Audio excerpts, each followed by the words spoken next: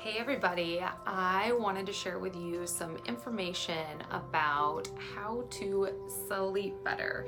So there's so many people out there that are having trouble either falling asleep or staying asleep, and for some people it is both.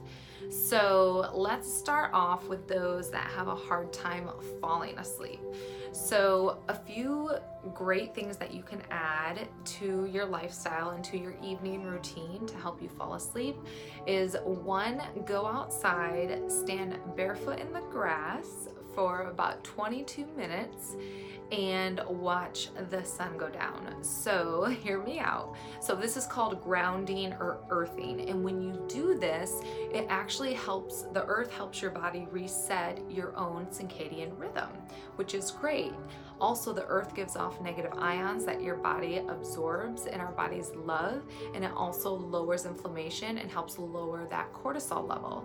So when we go to bed at night, some of the reasons why we're not falling asleep is because a lot of times our sympathetic nervous system is on high alert and we are in fight or flight mode, which actually keeps our cortisol levels really high during the day, and they stay high into the evening, which prevents our melatonin hormone from being able to go up. So that cortisol is too high.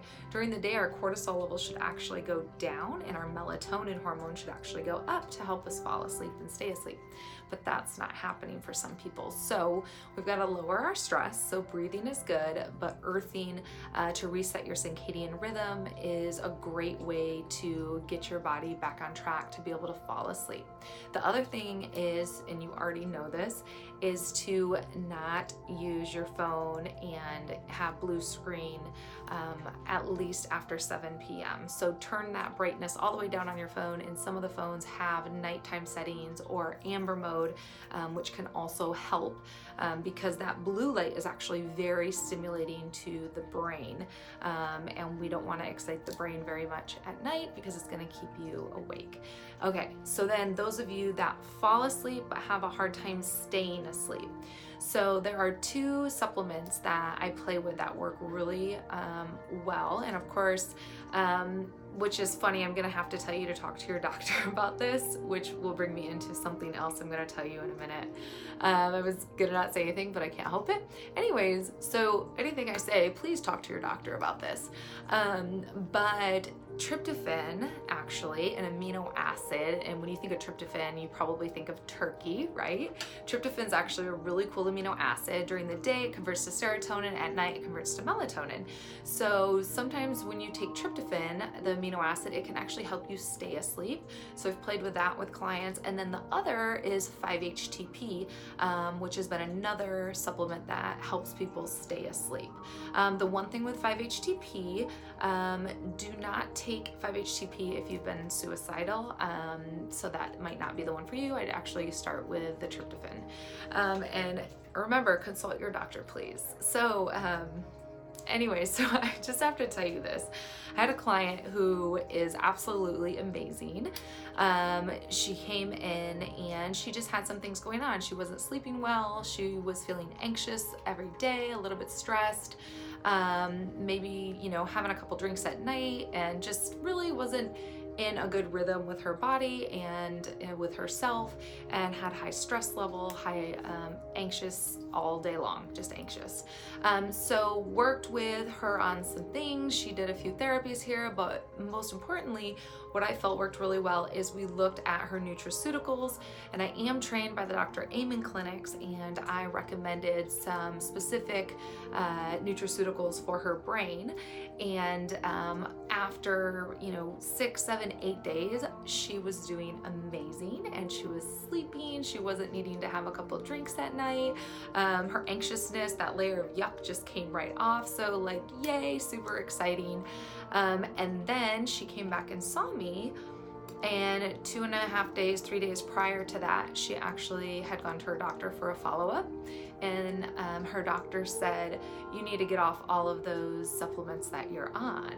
And she asked why, and the doctor said, well, I don't know anything about those, so you should probably get off of them, which is enough to, of course, me, that makes my blood boil. Because what I would want to say to this doctor is, what training do you have on nutraceuticals? What training do you have on supplements and on nutrition? So anyways, but it was really frustrating because she came in pretty defeated and she said, I haven't been sleeping the last 2 days and guess I'm gonna choose to go back on this.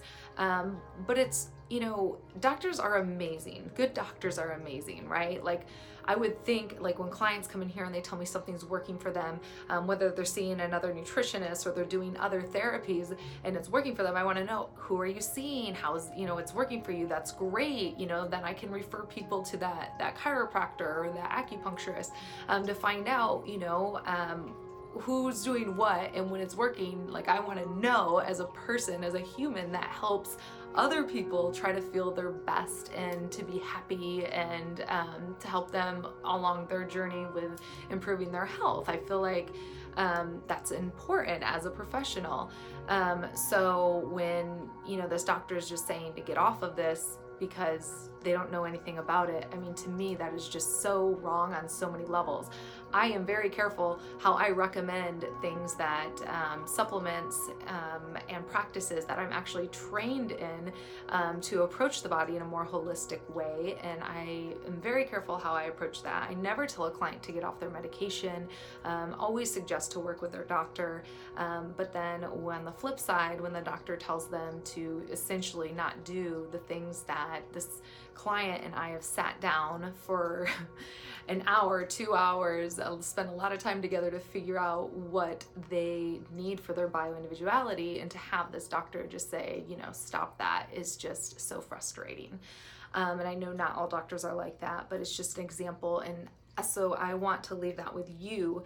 When you do go to your doctor, you need to speak up for yourself. Let your doctor know how you're feeling. Ask questions. A lot of times, and I'm speaking from experience, we go into a doctor will, tell us things, give us prescriptions, and we don't really ask too many questions because they're a doctor, and right, like, so we automatically put them up on this pedestal. But I think it's important that we speak up for ourselves. When you go to the doctor and you wait an hour for your appointment, like, that's crazy, right? Like, speak up for yourself. I used to go to a doctor and I let their office know I will not wait longer than 20 minutes. So they know when they schedule me that I will not wait longer than 20 minutes. And even waiting 20 minutes for my appointment, like, it's frustrating, but I get it. Things happen, right? But for people to be waiting an hour to go see their doctor when you've had this planned, that's insane.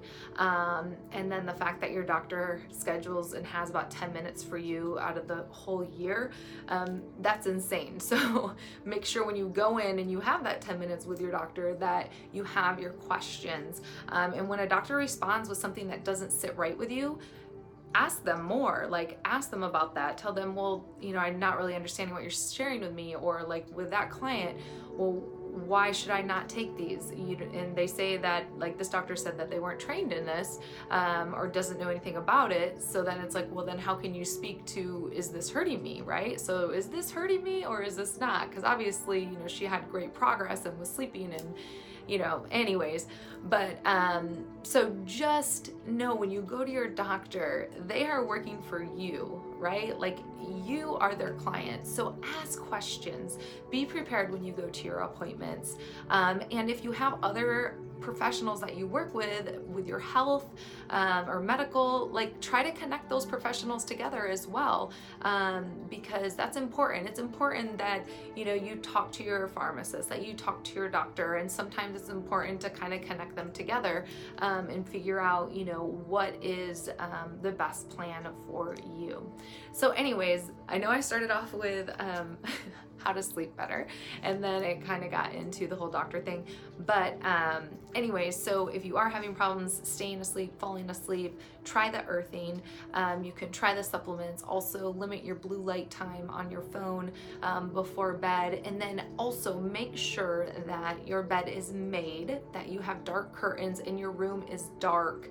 Okay, you need to sleep. And something crazy that I learned, did you know that even if, like, you wear an eye mask or something, if there is light in your room, your skin will pick up on that light. I know, it's crazy. Your skin is the biggest organ in your body though, but your skin will pick up on that light and it can actually disturb your sleep. So a little fun fact.